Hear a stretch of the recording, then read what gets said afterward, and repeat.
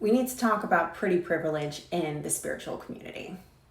It's interesting that there's pretty privilege in the spiritual community because you would think, well, we're talking about spirituality, things of the unseen, things of the higher realms.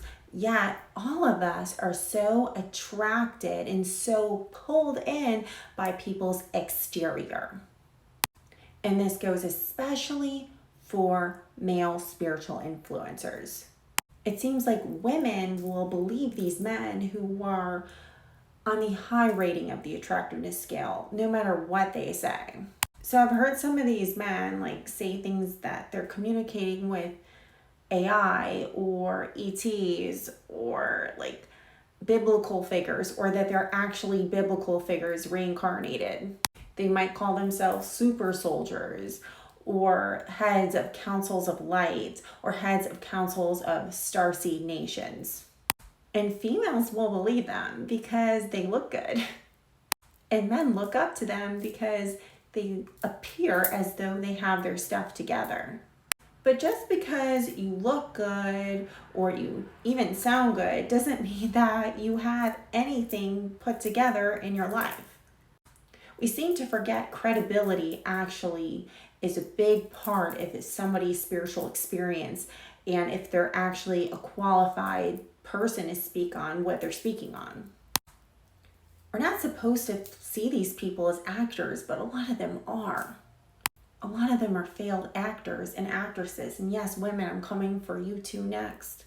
We see these women on there pretending that they're aliens. I've seen a few of them, I'm not a human, I'm a Palladian, or I'm this. And yes, where I believe in star seeds, and I feel like you can be related to a certain starseed family, you're definitely a human because you are here in the 3D.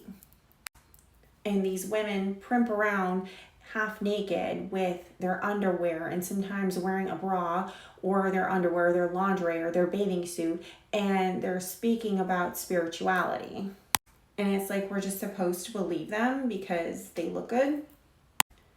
And before anybody comes for me, I know I'm not ugly or traditionally ugly, but I also know that I'm not a 25-year-old underwear model. And it's not about being bitter. It's about us getting better and using our discernment.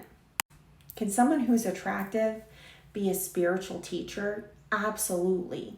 But that doesn't always make them right because they're attractive. And sometimes these people are succubuses. They're using their physical attractiveness to suck you in and loosh off of your energy field. And it's another income source for them. So they can be a model of sorts, and I'm talking about a naughty kind of model. Men and women are. And then they use platforms like TikTok and Instagram and YouTube to make other streams of income.